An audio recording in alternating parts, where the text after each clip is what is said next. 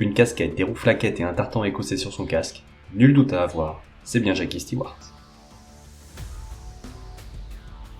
Bonjour à toutes et à tous et bienvenue dans ce nouveau podcast Un œil dans le rétro, consacré aujourd'hui au grand Jackie Stewart.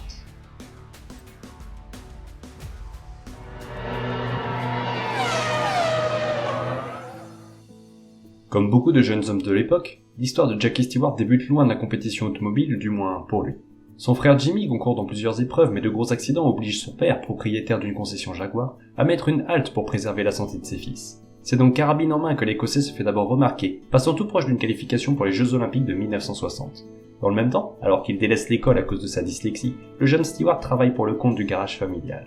Là, il y fait la rencontre de Barry Filler, l'un de ses clients, amateur de belle mécanique et de pilotage.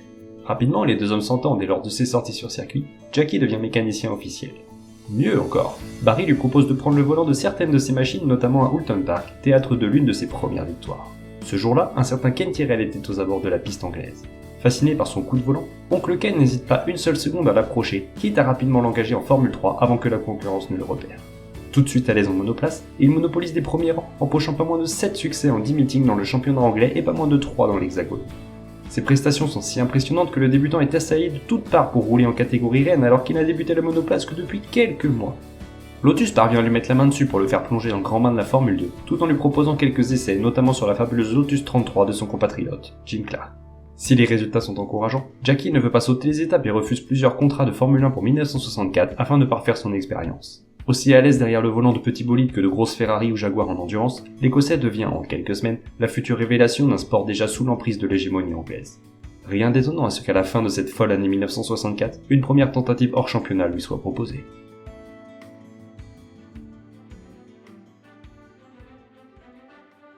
Le 12 décembre, à bord d'une Lotus 33, Jackie Stewart s'aligne pour la première fois sur une grille de départ de Formule 1 pour le compte du championnat sud-africain, à Kyalami.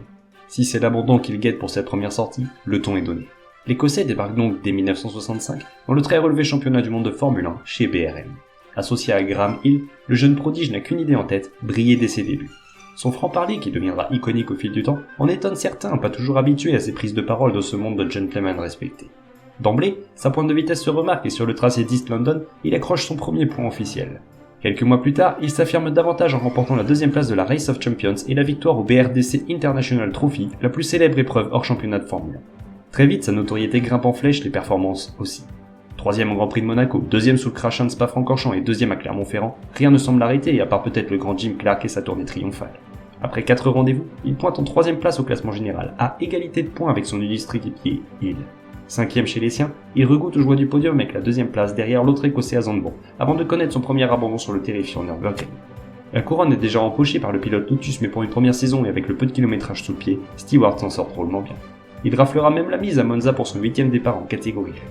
Parti depuis la 3e position, le pilote BRM caracole en tête, luttant férocement face au nouveau double champion et à son équipier moustachu. Si la bataille à 3 tourne au duel entre pilotes de la même écurie, Jackie ne baisse pas les bras et à 3 tours du terme de l'épreuve, il scelle son destin. Premier sous le drapeau à damier, qui aurait pu le croire un an auparavant? Les lauriers sont mérités. Tous les observateurs s'accordent à dire que ce drôle de personnage est incontestablement un champion en devenir. Si les deux sorties américaines se soldent par des retraits involontaires, le jeune prodige peut être fier. 3e du championnat pour sa première année dans la discipline, voilà une statistique peu commune. Pour bien débuter la campagne suivante, l'Écossais foule les circuits d'Océanie, empochant le titre devant ses rivaux Clark et Hill, simples spectateurs des prouesses du jeune homme. Si les espoirs sont grands pour 1966, Stewart déchante bien vite. Avec son H16, un moteur à l'architecture étonnante, BRM ne joue plus aux avant-postes, du moins dès que le V8 est abandonné. Dans les rues de Monaco, c'est bien lui qui s'impose, dominant de la tête et des épaules ce Grand Prix phare. Quelques jours plus tard, il s'illustre lors des 500 miles d'Indianapolis, menant une bonne partie de l'épreuve avant de renoncer à 2 petits tours du but sur pression d'huile, laissant Graham Hill accrocher ce succès chanceux à son palmarès. Le retour en Formule 1 au Grand Prix de Belgique ne sera pas non plus de tourpeau. Sous la pluie battante, le pilote BRM perd le contrôle de sa P261, tout comme ses équipiers Hill et Bondurant. La monoplace noire tape et se retourne, retenant prisonnier son malheureux propriétaire. Rapidement, le réservoir percé laisse s'échapper de nombreux litres d'essence, brûlant le malheureux coincé sous cette bombe à retardement. Étonnamment, c'est le champion 1962 qui lui viendra en aide, empruntant quelques outils à une ferme voisine pour le dégager. Vite pris en charge à l'hôpital malgré une ambulance perdue sur son chemin, Stewart souffre tout de même d'une omoplate cassée et de sévères brûlures, ce qui le contraindra à manquer le Grand Prix français. Cet accident ne sera pas sans conséquence pour lui et le sport automobile en général, puisqu'il en découlera une vaillante campagne de sécurisation des circuits grâce à son impulsion.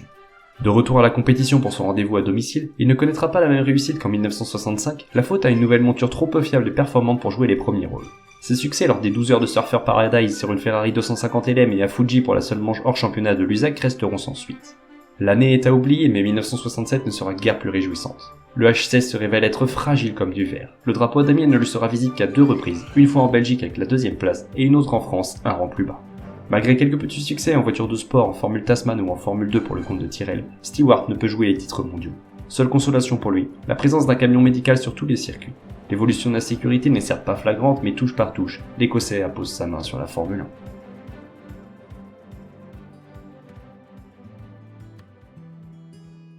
Un changement de crèmerie doit s'opérer, et c'est sous les couleurs de Matra que l'Écossais trouve refuge. Même si la présence en sport proto du constructeur français empiète largement sur la F1, les petites machines bleues sont plutôt performantes, surtout lorsque l'increvable V8 DFV Ford Cosworth y est couplé. Supervisé par Ken Tyrrell lui-même, l'équipe s'étête sur les droits chemins pour mener Stewart dans le haut de tableau. Cette année-là, il ne sera concentré presque que sur la Formule 1, effectuant quelques petites excursions en F2 par-ci par-là. Surtout, il devient ambassadeur de plusieurs marques dont Ford pour en vanter les produits. Il est d'ailleurs le premier pilote à s'afficher ainsi, devenant ainsi égérie mais aussi consultant dans divers secteurs. Cette charge de travail supplémentaire pourrait en perturber plus d'un, mais pas Jackie Stewart. En Afrique du Sud, c'est sur une MS9 Kaki que l'Écossais affronte ses plus sérieux concurrents. Sa bonne prestation du jour ne sera malheureusement pas récompensée, mais l'avenir semble plus radieux avec la nouvelle MS10. Malheureusement pour lui, un accident lors des essais du Grand Prix de Madrid de Formule 2 le cloue loin des circuits pendant 2 longs mois, laissant échapper une probable chance de couronne. Entre-temps, son grand ami Jim Clark a trouvé la mort à Hockenheim. Effondré par ce drame, Stewart n'éprouve pourtant pas le souhait de quitter le monde des sports motorisés, bien que la sécurité qu'il défend tant soit toujours grandement absente. Ce n'est qu'au mois de juin que le nouveau pilote Matra refait surface au volant, à Spa-Francorchamps. Sa belle bleue tient la route et la victoire se profile sur cette piste qu'il déteste tant, mais au moment d'aborder le dernier tour, le V8 Cosworth se coupe. Le réservoir est vide, une bien cruelle issue pour une course si rondement menée. Mais cette déconvenue est très vite oubliée et dans les dunes 2 ans de vente, le voilà de retour sur la plus haute marche du podium, une première pour le constructeur tricolore. 3e en France puis 6e à Brands Hatch, l'Écossais se replace de manière inattendue au championnat. Sur le Nürburgring, il use de son talent sur piste humide pour récolter une incroyable victoire avec pas moins de 4 minutes d'avance sur son dauphin, Graham Hill. L'Anglais, qui le devance au classement général, voit son écart fondre comme neige au soleil. Aucun des 2 hommes ne verra l'arrivée à Monza, ce qui n'est pas sans déplaire à un autre Jackie, X en l'occurrence, pour s'immiscer parmi ce duo.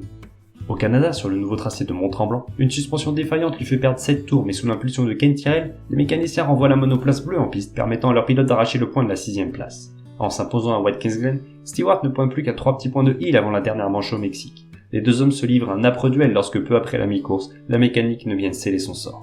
Contraint de ralentir pour voir la ligne d'arrivée, l'Écossais laisse filer l'Anglais vers son 2e sacre mondial. Quel aurait été le résultat s'il n'avait pas été absent en entame de saison ? Quoi qu'il en soit, c'est plus affûté que jamais que le vice-champion 1968 aborde cette nouvelle année de compétition. La nouvelle MS80 et ses hauts ailerons portent toujours le V8 américain, bien que le constructeur français planche activement sur un V12 que refuse jusqu'à présent Oncle Ken. Pour l'ouverture de saison à Kyalami, Stewart réalise l'opération parfaite, sautant de sa 4e place sur la grille pour caracoler en tête jusqu'au drapeau Adami.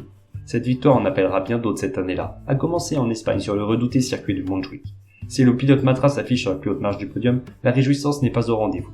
La performance n'était pas là et ce n'est que grâce aux abandons sur bris d'aileron de Rint, Hill et X et la casse moteur d'Amon que l'Écossais glane 9 nouveaux points. Les appendices aérodynamiques apparus il y a peu seront d'ailleurs sujettes à grand débat sécuritaire tant leur fragilité est décriée par tous. S'ils sont tout bonnement retirés à Monaco, cela n'empêche pas le leader du championnat de signer sa première pole position en carrière. Malheureusement, un quart d'heure défectueux aura raison de son Grand Prix, mais qu'importe, le favori, c'est lui. La crise sécuritaire qui secoue la Formule 1 prend une nouvelle tournure en ce mois de juin 1969. Suivi par le GPDA, Stewart pousse à l'annulation du Grand Prix de Belgique à Spa-Francorchamps. Les routes de campagne sont inadaptées pour des voitures si puissantes et les organisateurs n'entendent pas modifier quoi que ce soit. Face à la pression grandissante et au consortium des pilotes, l'épreuve est définitivement supprimée du championnat du monde. Le chemin victorieux de l'homme roux flaquette reprend de plus belle à Zandvoort, brillant vainqueur après les déboires de la Lotus de Rint. Le couvert est remis en France sur l'interminable tracé de Charade, puis à Silverstone au terme d'une lutte de tous les instants face à Rint et sa Lotus 49B. L'écart au classement est colossal et personne ne semble en mesure de contrer le pilote Matra, as des as en cette année 1969. Deuxième sur le Nürburgring dans un week-end marqué par un nouveau décès, Jackie Stewart aborde le Grand Prix d'Italie en grand prétendant pour la couronne mondiale. Dépourvu de ses ailerons qui la ralentissent, la Matra MS80 fuse dans la campagne lombardienne. La course est épique car entre l'Écossais Rint, Hill, Beltoise, McLaren ou Courage, les dépassements vont de bon train. Les hommes se passent et se dépassent au rythme des aspirations jusqu'à la ligne d'arrivée. En sortie de Parabolica, le Français prend la tête mais un freinage trop tardif l'envoie sur la mauvaise trajectoire. C'est donc à une épreuve de dragster que se livrent la Matra et le Lotus de l'Autrichien, finalement battu pour 8 petits centièmes, le plus petit écart jamais enregistré à ce moment-ci. Les 9 points de la victoire assurent à Jackie Stewart une place dans le panthéon des champions du monde de la Formule 1. À 30 ans, le petit prodige de la discipline devient le digne successeur de son ami, le regretté Jim Clark. Si son pilotage est fluide et sans extra, sa persévérance et son talent le poussent à toujours donner le meilleur de lui-même. Après un accrochage avec X au Canada et une casse moteur aux États-Unis, le récent champion entame sa dernière sortie sur la machine française à Mexico, 4ème. Fait exceptionnel, il aura mené au moins un tour lors de chaque meeting, seul pilote encore aujourd'hui à tenir cette statistique. Fervent défenseur du V8 Ford, lui et Tyrrell ne veulent pas du nouveau V12 tricolore. Une autre option doit être trouvée pour continuer. Mais laquelle ?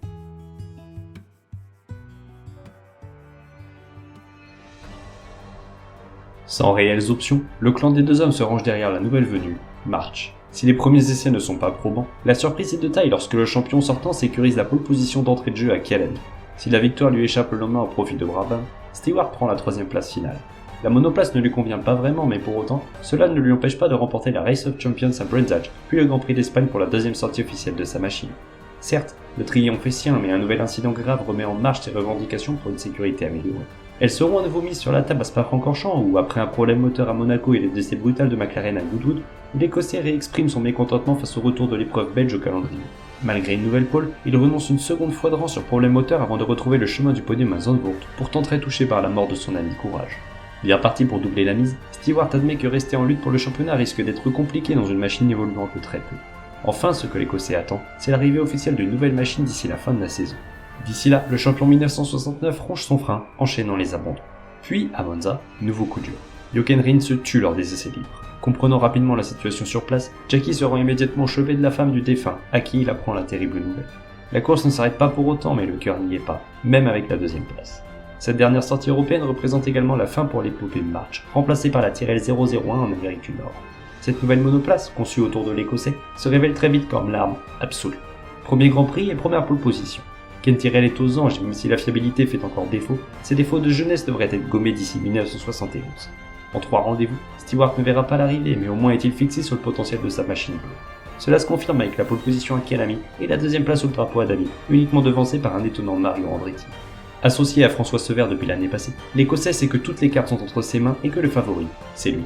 Il n'en oublie pourtant pas ses préoccupations sécuritaires qui mèneront à une nouvelle annulation du Grand Prix de Belgique, ni à ses obligations d'ambassadeur pour Ford ou Elf, entre autres. À partir de la manche espagnole, Tyrrell lui offre la 003, une grosse évolution de sa devancière que le paddock entier lui jalousera. Ce bijou lui octroie un premier succès depuis 1 an, le tout premier pour le compte de l'écurie Tyrrell. Il réédite l'exploit à Monaco, au Castellet, à Silverstone et au Nürburgring, prenant rapidement le large championnat, comme il l'avait fait en 1969. Pour ajouter encore plus de difficultés, il s'autorise une participation en Can-Am sur une Lola du team Carl Haas. Face au redoutable prototype McLaren, il réussit à s'imposer à 2 reprises, terminant finalement 3ème derrière Hulme et Revson. D'ailleurs, lors du précédent week-end monégasque, il s'associe à Roman Polanski pour le tournage d'un film, le fameux Weekend of a Champion. Durant toute l'épreuve, le réalisateur suit au plus près l'Écossais, de son arrivée sur le circuit à sa victoire le dimanche. Le titre lui tend les bras assez bien que sur l'Österreichring, alors qu'il abandonne suite à la perte de l'une de ses roues, tout n'est qu'une simple formalité. Sans victoire d'X ou de Peterson, le voilà officiellement auréolé d'une seconde étoile mondiale à bord d'une voiture à peine âgée d'1 an. L'exploit est retentissant et beaucoup se demandent où Stewart s'arrêtera-t-il. L'avance prise par Tyrrell en cette année 1971 contrarie les grands constructeurs comme Ferrari, Matra ou Lotus qui ne peuvent qu'assister, impuissants, à l'hégémonie des Bleus. Un ultime succès à Mosport au Canada viendra parachever cette grande saison, en attendant la prochaine, a priori, prometteuse.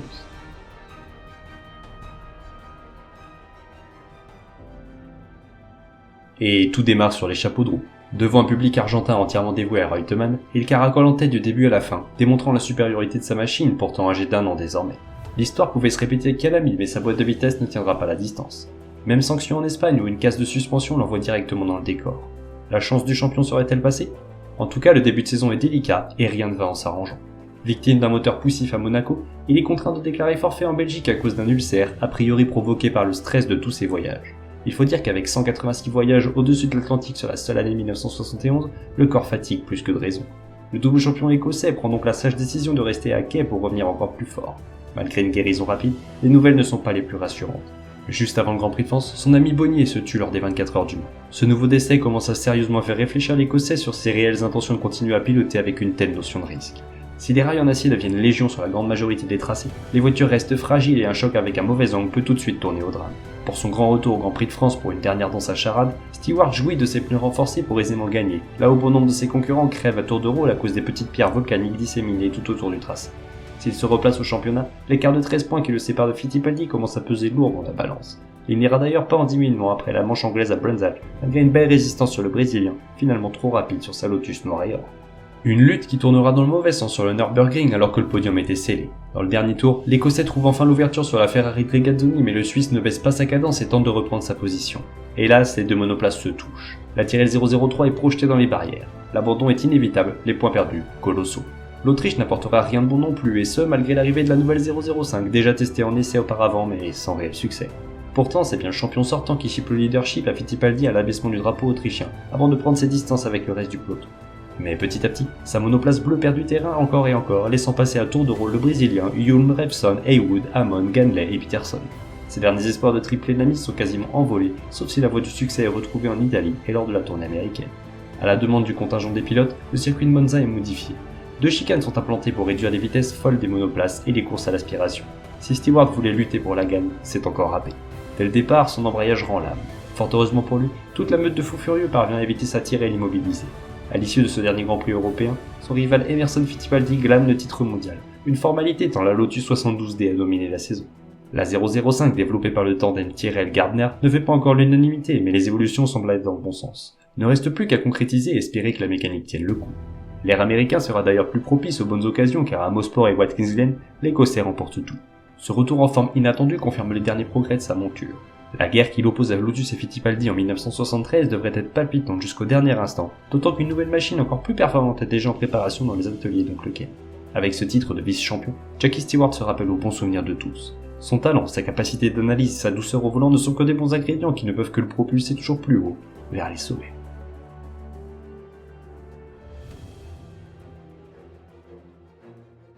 « 1973. On prend les mêmes, et on recommence. » Si le duel qui a marqué l'année écoulée devrait se représenter, les deux hommes auront fort à faire avec des équipiers plus véloces que jamais. Du côté de chez Tyrrell, François Sever se montre de plus en plus en confiance avec son auto, même s'il reconnaît être intrinsèquement moins rapide que son illustre équipier.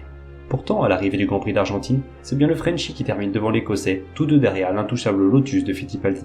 Le Brésilien qui sera à nouveau à la fête chez les siens, devançant nettement le double champion presque abattu par le manque de performance de sa 005. Ses propos se confirment lors des premiers essais en Afrique du Sud. Victime d'un gros accident, Stewart s'empresse d'utiliser la monoplace de son équipier pour tenter de se qualifier, ce qu'il fera mais en 16e position seulement. Pourtant, le jour de la course, le pilote Tyrrell est métamorphosé. Après 6 tours, il est déjà leader. Cette remontée fantastique n'est pourtant pas au goût de tous, à commencer par McLaren. Profitant du ralentissement du paquet pour respecter les drapeaux jaunes et éviter la voiture en flammes de Regazzoni, l'Écossais double à tour de rôle Revson et Scheckter avant de s'échapper vers la gagne. Le roi de la sécurité venait de ternir son portrait de manière flagrante. Pourtant, il sera totalement blanchi et gardera sa victoire malgré les critiques de la concurrence. Le retour en Europe est l'occasion pour les équipes d'inaugurer leur nouvelle machine. Chez Tyrrell, la 006, déjà aperçue à Kyalami avant l'accident des essais, est officiellement en piste. La première sortie redonne de l'espoir au clan anglais, même si une panne de frein contre un Stewart, alors deuxième, a renoncé peu après la mi-course. Cette déconvenue appartiendra bien vite au passé car à Zolder puis à Monaco, le champion 1969 et 1971 reprend les commandes. De ce fait, il égalise le record de succès en Formule 1 jusque-là détenu par le regretté Jim Clark, et sa carrière est loin d'être terminée, du moins, c'est ce que l'on pense. Car en coulisses, Jackie songe à tout arrêter. Les voyages, la pression, la politique, cette guerre sans fin face à l'insécurité ne sont que des arguments qui le poussent à réfléchir sur son avenir. En Suède, les problèmes qui touchent sa machine le font rétrograder de 3 rangs en quelques kilomètres, juste avant que le drapeau d'Amiens ne soit brandi, mais le principal n'était pas de réduire l'écart avec Fittipaldi. Les deux adversaires ne sont séparés que par 2 petites unités, à l'avantage du Brésil. Puis en France, c'est dans l'ordre inverse que le classement évolue. Stewart n'a peut-être qu'un point d'avance, mais sa Tyrrell semble prendre l'ascendant sur la Lotus, bien que Peterson commence à se montrer de plus en plus menaçant. Le Suédois, qui d'ailleurs, l'enverra dans le décor à Silverstone alors que l'Écossais lui contestait la tête de l'épreuve. Très loin du compte sur ses terres, il ne perd cependant pas de terrain sur Fittipaldi, victime lui aussi d'un incident. Le Brésilien qui compromet largement ses chances de deuxième couronne après une violente sortie de piste en essai à Zandvoort, le blessant aux chevilles. Presque débarrassé de son rival, Stewart n'a plus vraiment d'inquiétude à avoir pour filer vers un 3e sacre, historique. Mais sa victoire en Hollande qui le propulse en tête des statistiques concernant le nombre de succès n'a rien de festif. Durant le Grand Prix, Williamson meurt, brûlé vif dans sa marche après une sortie de piste, sans qu'aucun commissaire ne vienne à son aide. Ce drame, ajouté aux trop nombreuses disparitions, marque un coup sévère au moral de Stewart qui ne cache même plus son intention de stopper l'hémorragie. Sa 27e victoire sur le Nürburgring ne fait qu'accentuer son avance au championnat, mais clairement, le cœur n'y est plus. Après sa 2e place en Autriche, le brillant Écossais réalise une course solide à Monza, remontant une grande partie du peloton suite à une crevaison rapide et un arrêt impromptu. Cette 4e place finale lui octroie le nombre d'unités suffisantes pour sceller son 3e titre de champion du monde. Seul Fangio demeure en tête de ce classement anecdotique, rejoignant le taciturne Brabham et ses 3 étoiles au palmarès des grands de ce sport. Après une sortie anonyme au Canada, Jackie Stewart entame son dernier week-end de course, ce qui sera son 100e départ en carrière, du moins, logiquement. Lors des essais à Watkins Glen, son équipier François Sever perd le contrôle de sa tirelle. La monoplace bleue se disloque avant de lourdement taper les rails en acier. Sectionnée en deux, la 006 affublée du numéro 6 ne laisse aucune chance à son pilote. Touché en plein cœur, le récent champion hésite à courir. Sa femme le convainc de laisser tomber. Ainsi se termine la carrière de Jackie Stewart. Ce n'est pas qu'une page qui se tourne, c'est un chapitre de la Formule 1 qui se termine.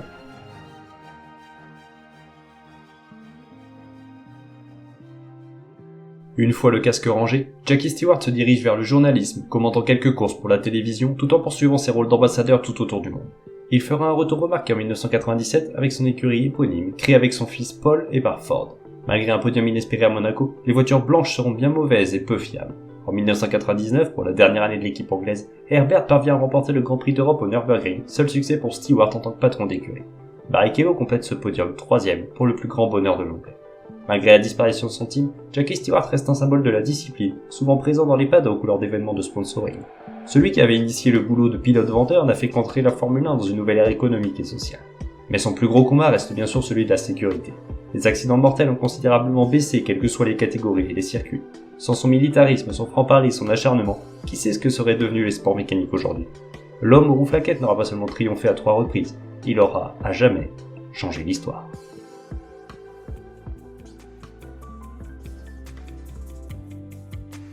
Si la carrière de Jackie Stewart devait se résumer en quelques chiffres, nous pourrions dire qu'en 99 Grands Prix pour 101 engagements, il aura récolté 27 victoires, 17 pole positions, 15 meilleurs tours en course et 43 podiums.